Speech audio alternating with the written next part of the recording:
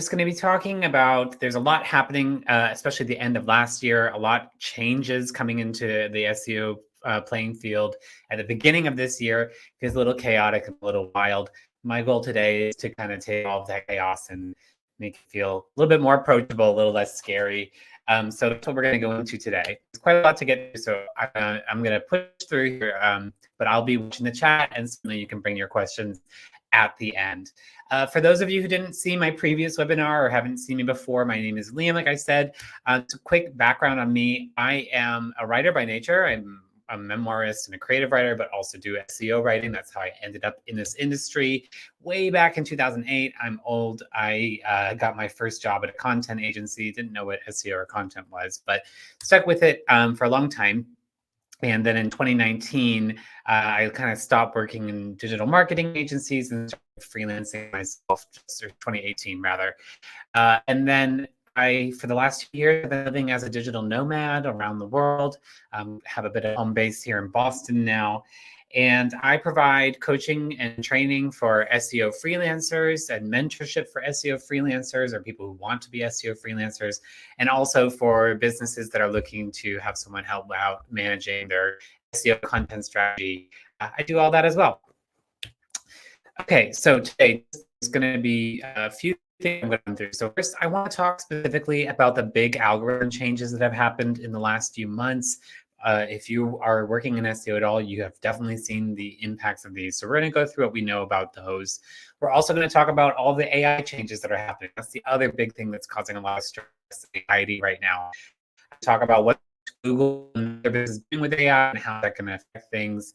There are two important lawsuits happening this year, one with Google and one with OpenAI. I'm briefly going to go into what's happening there and just give you some time to watch on your calendar so that you know when these decisions are coming through and what they might do to the landscape in the future.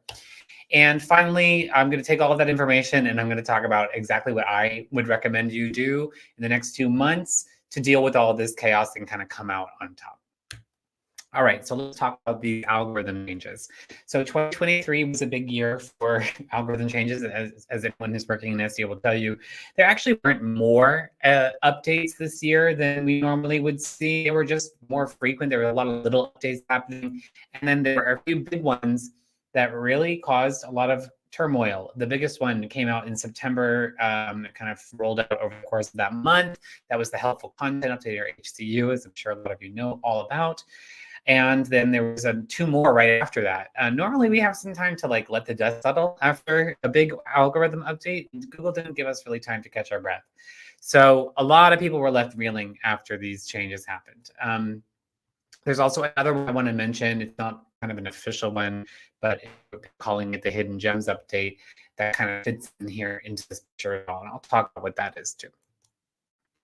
So whenever there's an algorithm update, the first thing I always do, I mean, I'm checking this all the time, is I go onto Google's website and I just read what they've put out on their blog, because that is going to be the most direct information that we're going to get. So the Google Search Liaison and the Google blog, the developer blog, that's where you get the information about these kinds of things. And they said that this helpful content update was about a greater focus on content with unique expertise and experience. And they want to show more content made for people and less content made for clicks. Now, anyone who's been in SEO long enough knows that this is not very helpful. This is kind of the same thing that they say after every algorithm update. They've kind of been saying this for years. So not a lot of helpful, ironically, information in this. Later, they did go on a little bit further with this. They said that clarify what helpful information could be. They can live in hard to find places, forums, little known blogs or articles. And use the term hidden gems to describe these kinds of websites that might have these. I think this is actually it's kind of an interesting thing. I'll get into what the results of this look like in practice, but it sounds nice the way Google put it, that perhaps some smaller publishers will also still have a chance to really rank with this update.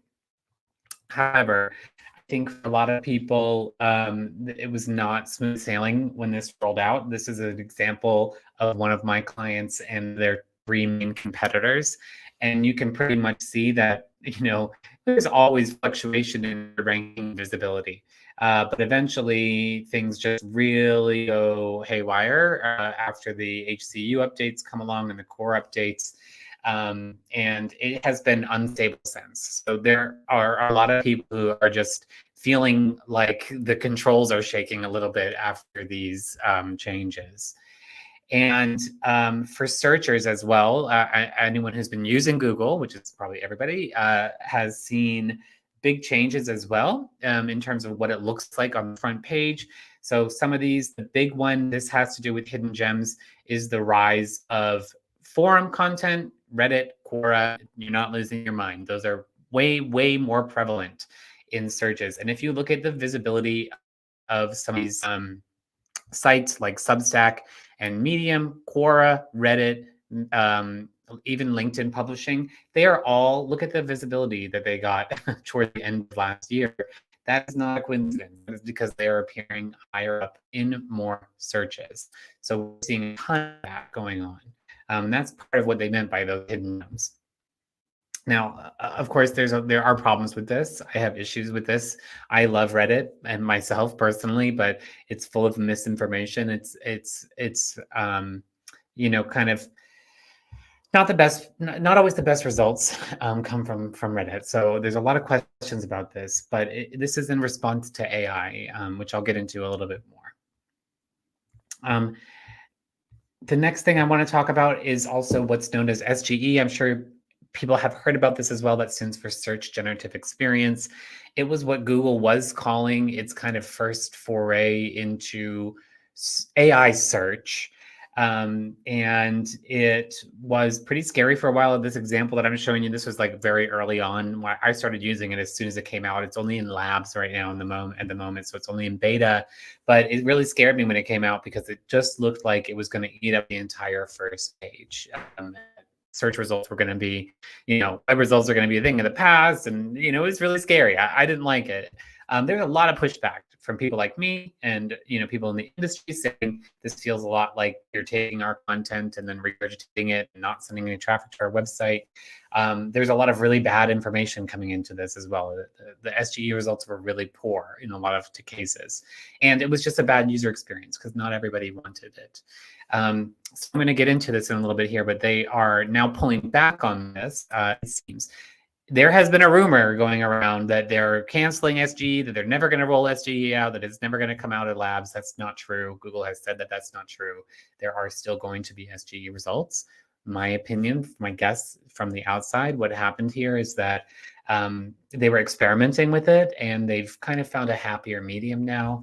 You will see things like this where they, instead of just taking up the whole first page, your AI results now are show more. So you still get a lot of web results. All of that content that you were ranking for is still going to show up in web results. It's not going to be taken over by this kind of a thing. And this gives users more independence as well. I have a feeling that SGE was maybe a threat to Google's bottom line, and it was an experiment. They experiment. It was a very public experiment that we all got to take part in. And I think they are now finding a happier medium. And there's other changes that they've made that are also positive for people in the last few days. These are changes that I've noticed. So these slides were kind of thrown in the last few days because of these changes. But we are now seeing in some cases, searches resulting in multiple smart snippets here. So instead of just one big answer up here, we now have 3 websites. That's a really good thing to see. It's Google kind of experimenting with giving users multiple sources to choose from. And it's just 3 more people who can fit into that spot, or 2 more people rather. So that's an interesting thing that we've seen in the last few days. Another thing they seem to be experimenting with is serving web results in a different tab altogether. So you would have web results in one tab and AI results in another. If anybody's been using Gemini at all, which is their new kind of ChatGPT competition tool, it's not really that new.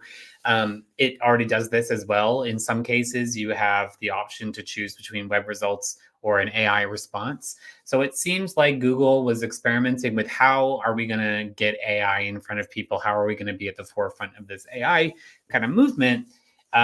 Without alienating people, without canceling our ad revenue, basically. And so I think this is just another way that they're kind of experimenting with what's the best way to serve AI results to people. It's not the red alarm fire that a lot of people thought it was, myself included, where it looked like, web results are going to go out the door. It seems like they're trying to find a happy medium. I just want to say that a lot of these changes and what we know about the helpful content update, it all comes from this issue that's happening because of ChatGPT, because of AI, where there is just a ton of really bad, really poorly written content being pumped out onto the internet. And it's not poorly, it's hard because there's always been spam content. That's always been a part of the picture for what Google is always updating its algorithm to fight against that kind of thing. But with ChatGPT, it became a lot harder to detect. There weren't the grammatical errors and all the mistakes and typos you would see in really poorly created content before. And there's just a ton of it, just so much more than we know. There's a really good podcast that came out, or article recently about it's called an AI Kingpin or something like that. And it's about this person who gamed the system using AI. It really sheds a lot of light on how much AI spam Google was dealing with. In order to, this is my suspicion, none of this is confirmed by Google, but my guess is that the helpful content update and the algorithm updates since have really been a way to they're trying to figure out how are we going to deal with all this AI content that's spammy. And so one of the options was, well, let's serve what we know are human results, which are things like Quora and Reddit, pretty much guaranteed to be a real human answering that as well. So while they're, Google's going through a lot themselves, remember, they're a company made of humans as well. This AI kind of, in my opinion, swept them up a little bit. They had to pivot or panic, depending on how you want to look at it. They're scrambling to figure out how AI is going to change their game as well. So all of these things are experiments. They're trying to figure out, how do we deal with AI? Nothing that they've done so far is set in stone or is permanent. And there have been a lot of changes recently where people who lost a ton of traffic have regained it, including a number of my clients. So, just remember, this is all a human response to some chaos in the market. Okay. I just want to run quickly through these trials that are going on. I don't know. This is kind of a nerdy thing that I'm always interested in, justice. But there's really two big trials right now that they're gonna have decisions this year, and how these pan out will have an impact on SEO. And you will be ahead of the game if you're thinking about these and watching the news for these. So the first one is Google. They are being sued by the U.S. Justice Department. It's an antitrust trial. And this is basically them saying that Google is a monopoly. That is what the Justice Department is saying. They're basing this off of a few different factors. The thing that they've really drilled down on is that if you have an Android phone, Google is your default browser. Chrome is your default browser. It's really hard to change. And they say that and other actions by Google strangles competition. I won't say how I feel about it, but it's interesting concept. There's a couple outcomes that could come here. One, which I don't think will happen, is that Google could be broken up into a number of smaller companies. This happened with AT&T in the 1930s, I think. So Google may be preparing for this. That's why they have that parent company, Alphabet.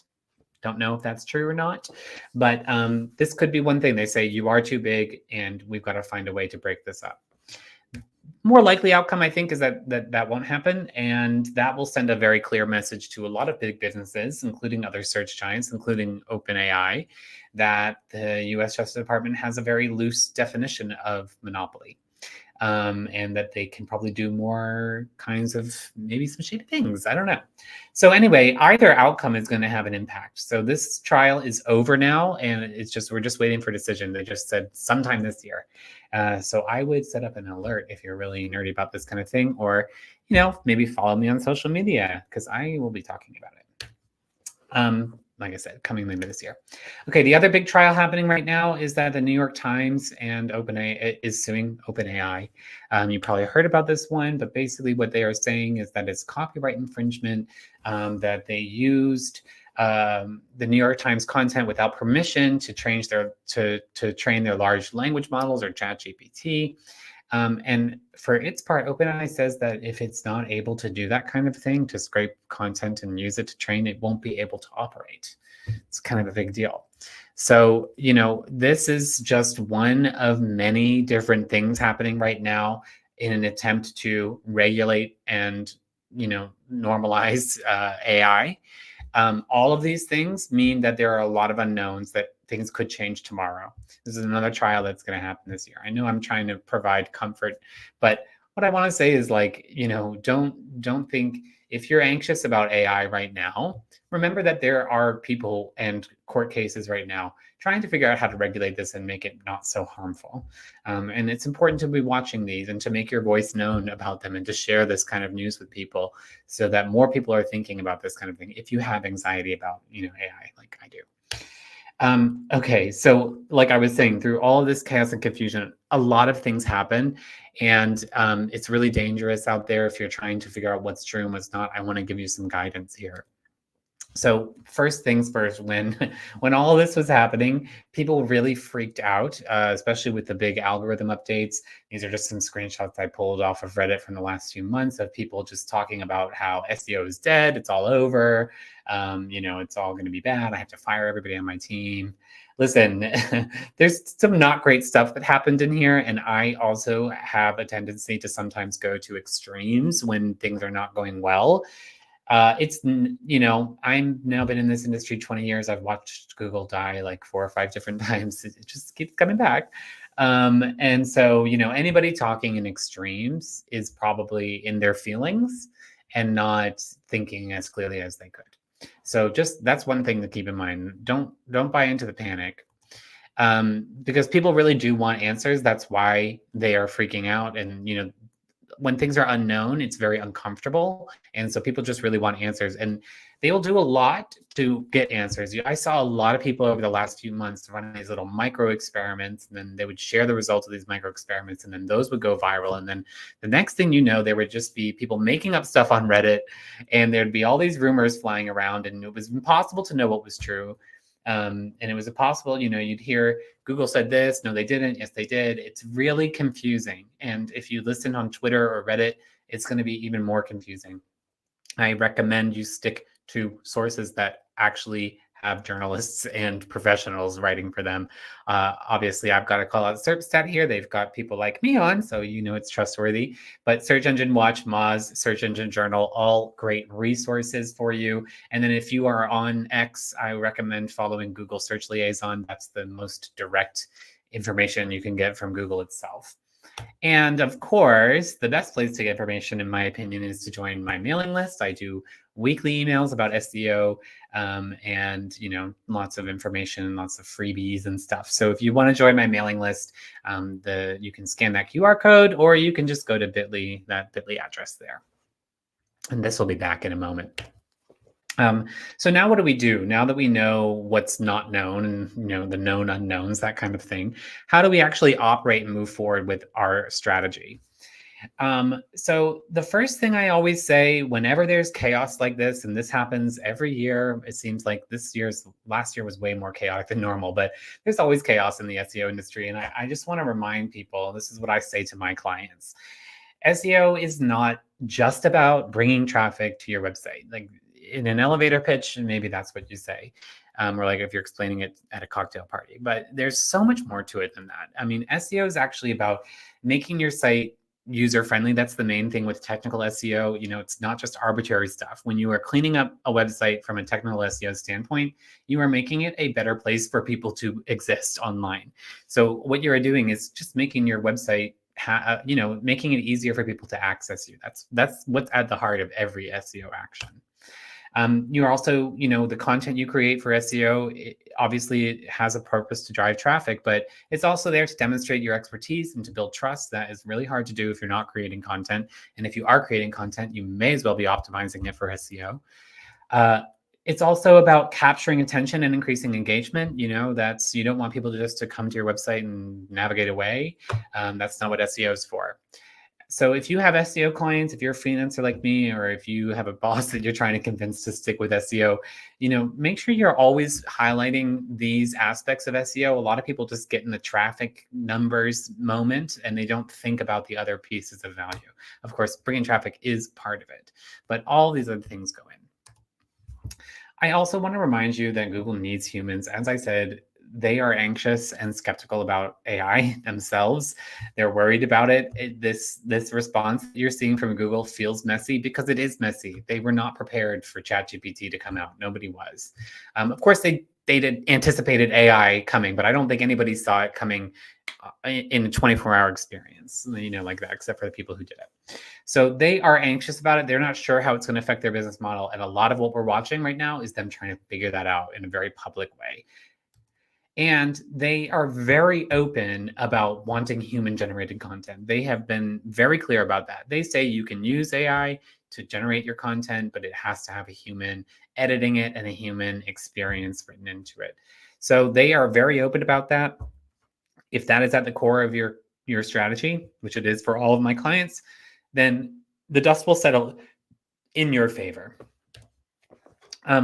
I also want to talk about this kind of somehow has become controversial, this terminology, because there's a huge debate going on about whether this counts as a ranking factor or not. I'm not going to get into that. I'm just going to say that this is one of the core tenets of Google's philosophy. They want you to create, if you haven't heard of this, EAT or EEAT, now they've added this new E, content that has expertise, authoritativeness, trustworthiness. And they've added this E last year, or 2 years ago now, actually. And this was my first indication that they knew that AI was going to become a thing, because experience is the one thing that robots cannot have. They can learn a lot, but they can't go to, not yet anyway, they don't have bodies, but they can't go to Italy and then write a blog about the restaurant they went to. So Google added this E as a way to say, listen, we really value human experience. And that means that if you thought that AI was going to replace human writers, or that you were just going to be able to generate content on ChatGPT or Gemini and then publish it, that's not what Google wants. That is not what Google wants. And don't do that, because it'll bite you. But also, it's kind of uplifting to remember that they really do want humans involved in this process. Like I said, EAT does not mean you can't use AI to create content. I use it to create content all the time. You just need a human at the steering wheel who's doing the editing and the planning and all the human thinking. And Google has come out and said that author bios are not a ranking factor, but I kept this in here because I do think that one of the things I've been doing for my content, one of the things I'm recommending for all of my clients, is finding ways to build in more human signals into your content. That includes author bios, in my opinion. If you can put a real name and a real face on multiple articles with a bio that explains that person's experience for your readers, and maybe for Google, maybe not, if they don't crawl it, but at least for your readers. In this world where AI content is everywhere, that's the kind of reassurance that people need, where, oh, this was really written by a human. And Google will recognize that too. Another thing I'm doing a lot, and this is makes my writer heart sing, as I'm doing a lot of more first person writing. I'm making things a lot more personal.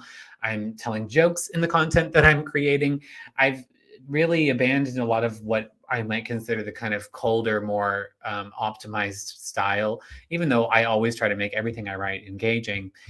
Writing in first person was not really recommended for a lot of times, because it makes content kind of hard to update if the writer moves on. But now I think it's a really good idea to really just lean into being personal with your content, be more creative, be more weird, be stranger, allow the writer to be themselves. Or if you are the writer, allow yourself to show up on the page a little bit more, because anything you can do that a robot can't do should be on the page. And at the same time, if you're not I'm not an expert in very much besides SEO. And so, I'm not out here writing financial articles, I'm not a financial expert, but I do recommend in your content strategies going forward, more interviews, more quotes, get experts to write a brain dump for you, which you can then ghost write as an article. That kind of real human stuff, that is in my opinion, the things that will help people rank in 2024. Get more human signals into your content. Second to last thing I'm just going to say here is that this is just true if you want to be an SEO in any way. If you want to use it for your own business, or if you want to be a freelancer like me or work in an agency, you have to be patient. It is never going to be a stable industry. It's never calm. I've been around a long time. It's always a little crazy. And, especially when these big changes happen, you have to be prepared for the chaos. You have to be prepared for the rumors and the panic and the people dialing it to 100. And you have to learn how to kind of tune a lot of that out, because it's usually the best thing you can do is just wait. Like I said, winners wait for the dust to settle. That is the case every single time, and it's happening now.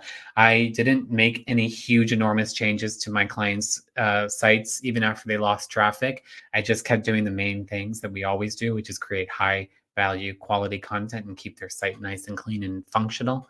And now they're regaining all of their traffic and going above where they were before. So do not throw out everything. Don't throw out the baby with the bathwater.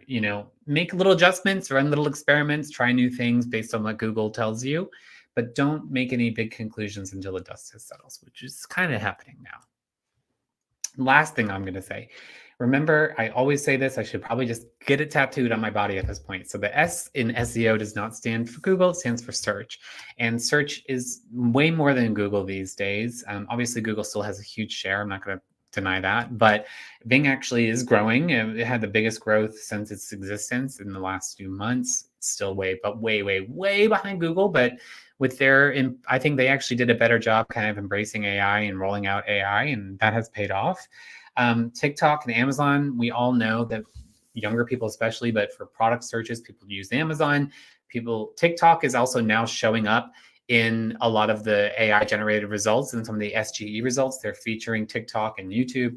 So, there are other ways to get yourself to the top of search without just writing long form blog articles. There are other algorithms out there, including all of the ones on social media, that you can study. You can learn how those algorithms work, and then you can, try and get your content to rank on those algorithms. It's now time to put a few of your eggs in different baskets because things are wobbly with Google, and it's never a bad idea to diversify a little bit. Like I said, don't just panic and wait for Google. Like, pick a channel and say, okay, while I'm waiting for Google to sort its stuff out, I'm going to just see if I can get a few TikTok videos to rank. I'm just going to play around with that. That is a really good way to productively use this waiting time that we're waiting for the dust to settle.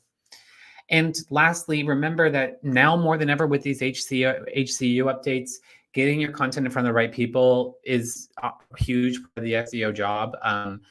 Mailing lists are still really the only platform that you totally control, especially if you want to directly communicate with your audience without having to worry about an algorithm. But LinkedIn, Substack, Medium, Reddit, and Quora, these are all places where you can get more visibility right now, especially LinkedIn, Substack, and Medium. Those are all getting ranked more. They're getting more traffic from Google. If you're publishing content elsewhere, you may as well be publishing it on one or two of those channels as well. And don't go on to Reddit and Quora and try and crowbar your way in there with a mention of your brand. That's not what I'm recommending you do. But I do recommend getting onto different subreddits or Quora threads and answering questions and being useful. I got 3 new clients off of Reddit this year. It's my favorite lead generation channel. And there's a lot of stuff on my website that explains how I do that kind of thing. So just remember, now's the time to try publishing elsewhere.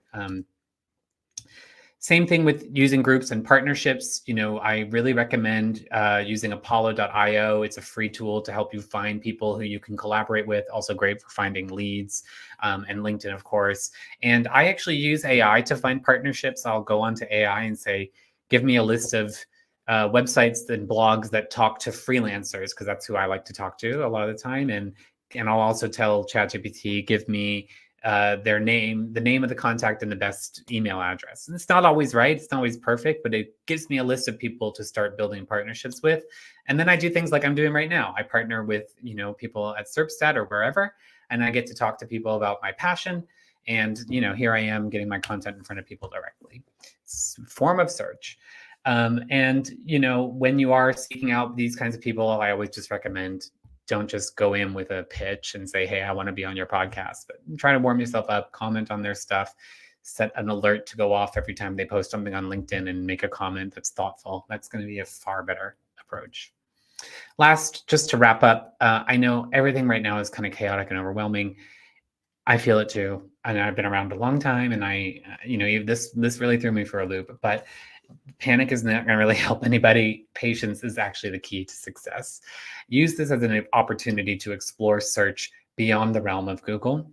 and stay in touch with me and Serpstat as well for more updates and insights. You can join my mailing list right there. You can follow me on LinkedIn or X. I'm the only Liam Carnahan on either of those. And if you want, I've got some free resources for freelancers and also free SEO resources.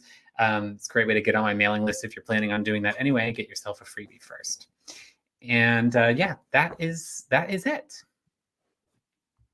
Great, Liam. Thank you very much. I feel like your presentation kind of sedative because this anxious stuff about AI touches everyone, not only SEO specialists, but everyone in digital marketing area. And thanks so much for wonderful opportunity to learn more about how to adopt our strategy from your expertise. It was great.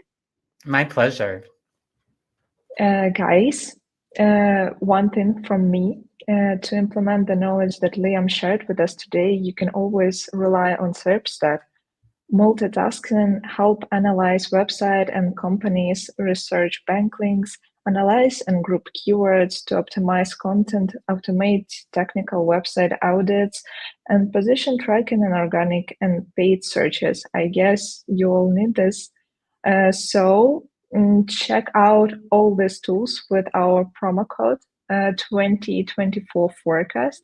Now I'm going to show it again to you if someone was late to see it. Google and Bing search databases are always at your service at Serpstat. And now I'd like to move to our Q&A session. Please ask your questions to Liam. And we can now start with those questions already have from before. Sure. I mean, I can see some questions here. Do you want me to just start moving through the chat and answering these? I can pick each of them for you. And here's the first one. What specific strategies would you recommend for middle-level SEO professional to adopt and stay ahead in the ever-changing SEO environment? Yeah, really good question. So I think mid-level is an interesting term that can mean a lot of different things. I'm not sure what we consider to be mid-level.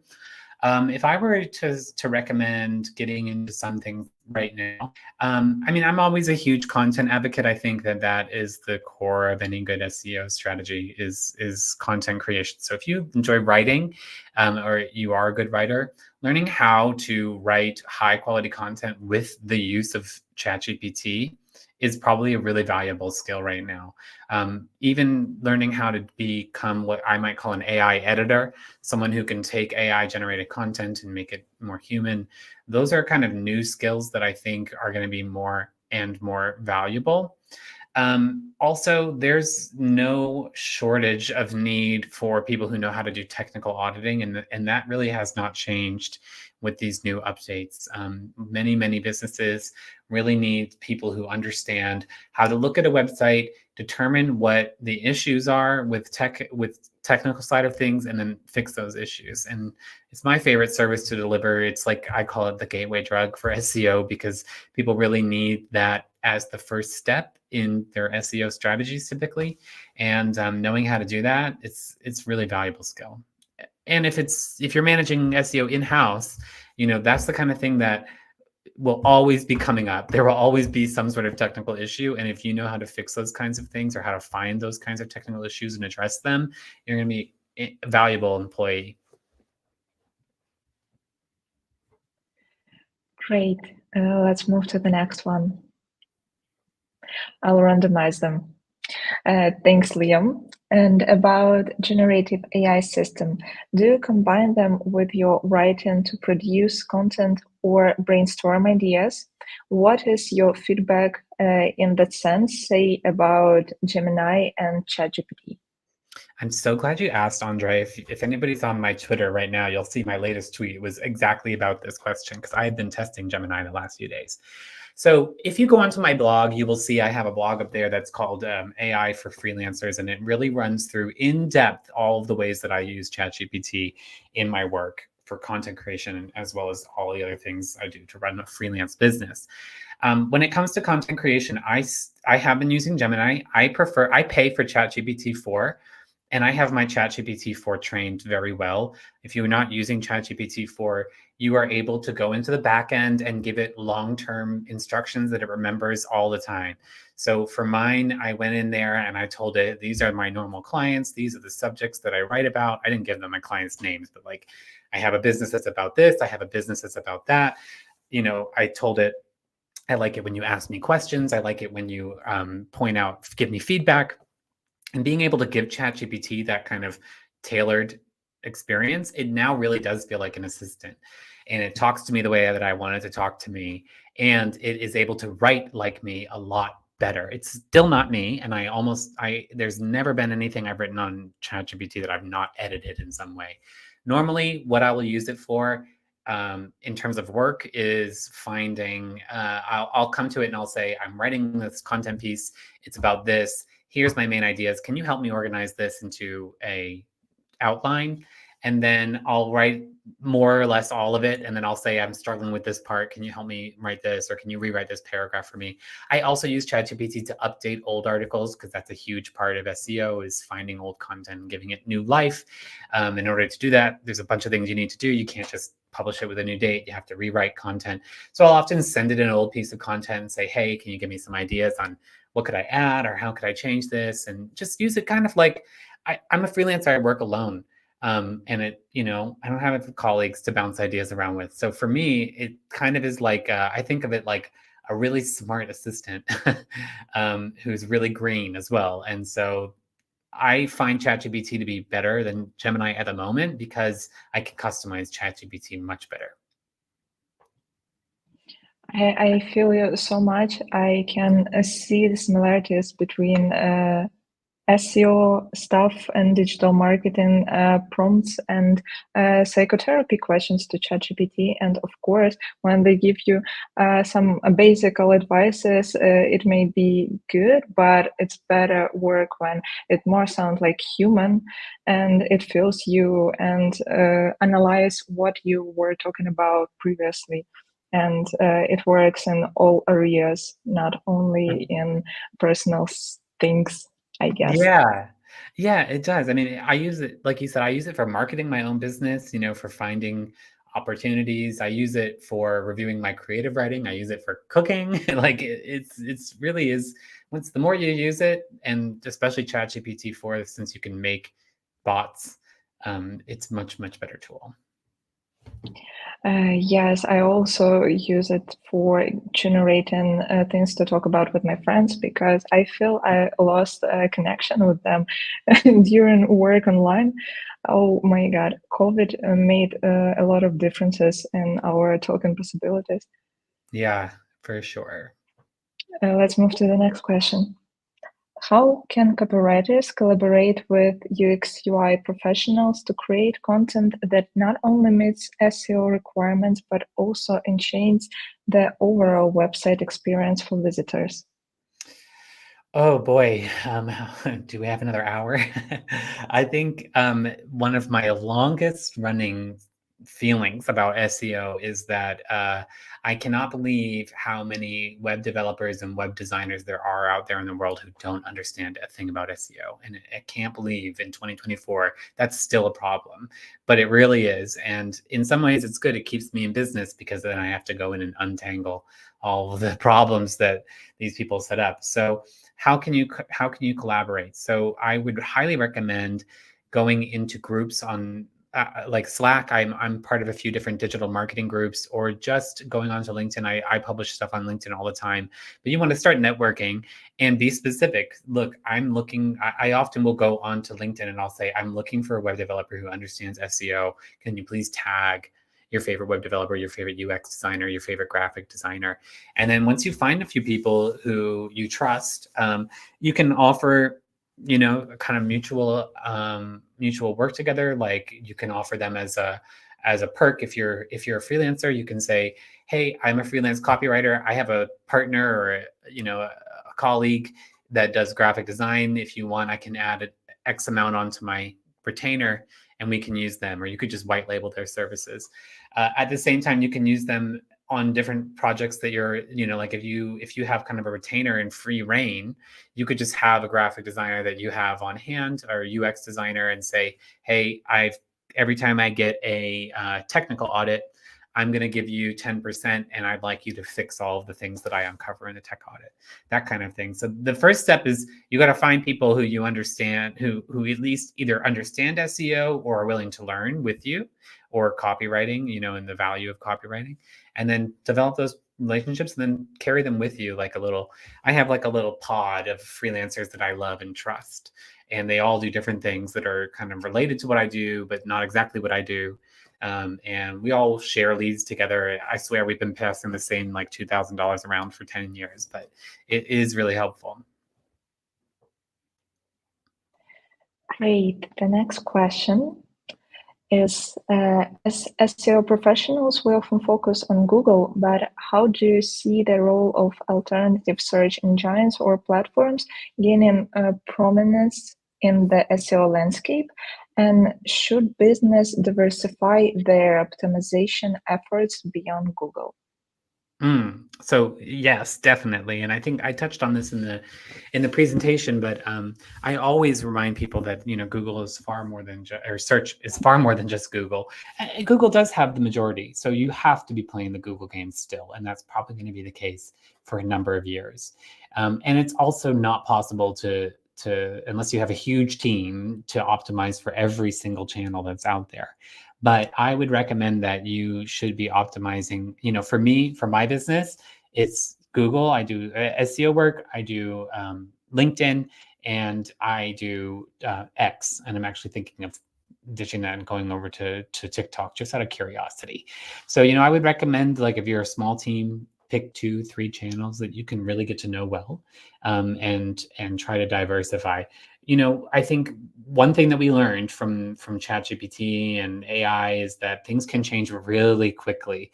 And if you start doing it now and things do go crazy with Google again, you'll be really happy you started now rather than later. So I would recommend, find a few different channels. And certainly if you have the capacity and the time, get a mailing list going, because those people will stick with you no matter what. I mean, email's not going anywhere. Not watch it disappear tomorrow, but for the most part, you can trust your mailing list to stick around. So that's why I love a mailing list, because then I know no matter what happens, even if I get, thrown off LinkedIn tomorrow, I'll still be able to reach my audience.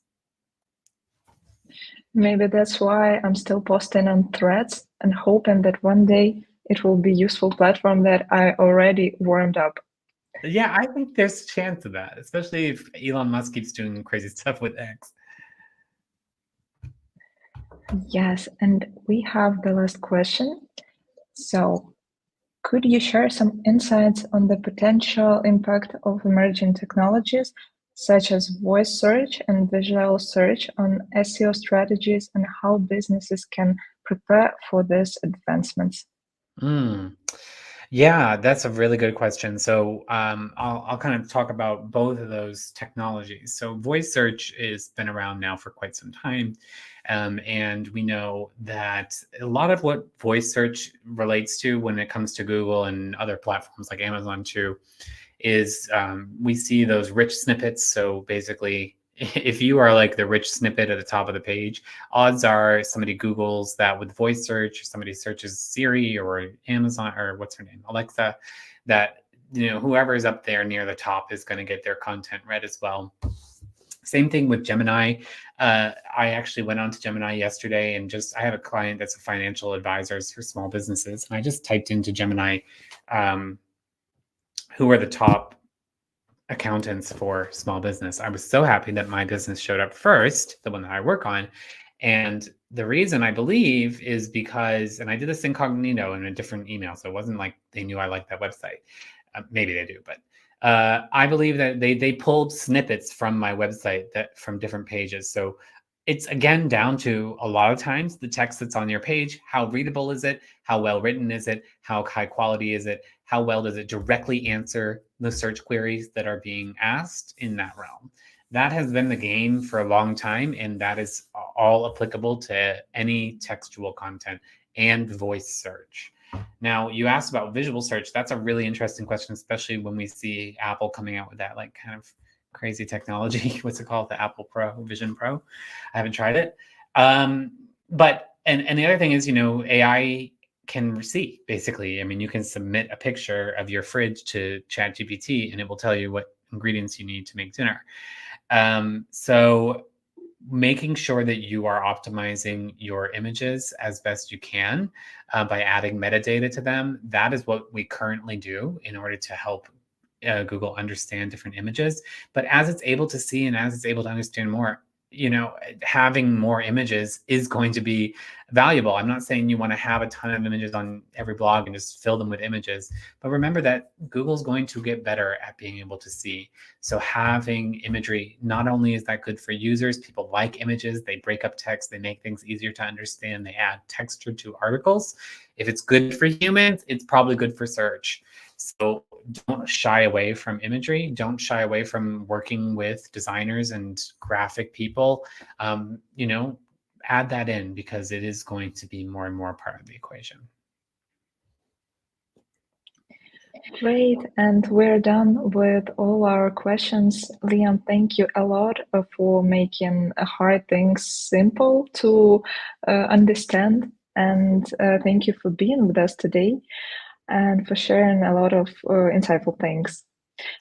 Please subscribe us on social media. You can find us by texting Serpstat and follow Liam as he'll provide insights during all this time about things that going to happen.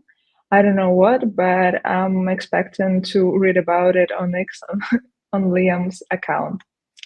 And in a few days, we'll announce the next webinar where you can learn about from audit to action, you can maximize results from technical SEO.